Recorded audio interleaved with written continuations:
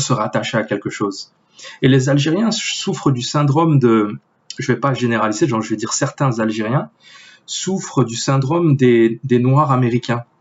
Donc les Noirs américains ont perdu leurs racines et donc ils ont besoin de se rattacher à une histoire qui est fictive.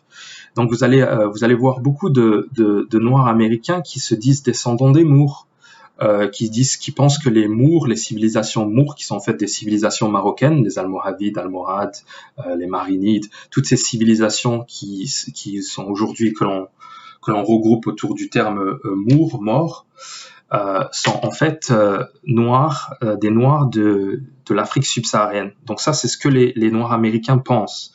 Et ils pensent aussi que les Égyptiens étaient des Noirs des subsahariens. Donc ça, c'est un problème qui est psychologique et qui touche seulement les peuples qui n'ont pas d'histoire ou qui sont frustrés du fait qu'il n'ait pas d'histoire. Et ce qu'il faut savoir de l'Algérie, c'est qu'elle fait partie elle s'inscrit dans cette logique de peuple sans histoire qui a besoin de s'inventer une histoire ou de s'approprier l'histoire des autres, comme les Noirs américains qui vont s'approprier l'histoire des Moors, qui vont s'approprier l'histoire des Égyptiens. Donc c'est vraiment quelque chose de psychologique et on doit le voir comme, et ça explique beaucoup la jalousie des Algériens qui ont toujours jalousé le Maroc à cause de ces grandes dynasties qui ont fondé le Maroc. Nous, on a toujours un roi, on a reconnu les États-Unis en 1777. Il y avait même des journalistes qui disaient non, c'est les Algériens qui ont reconnu les États-Unis.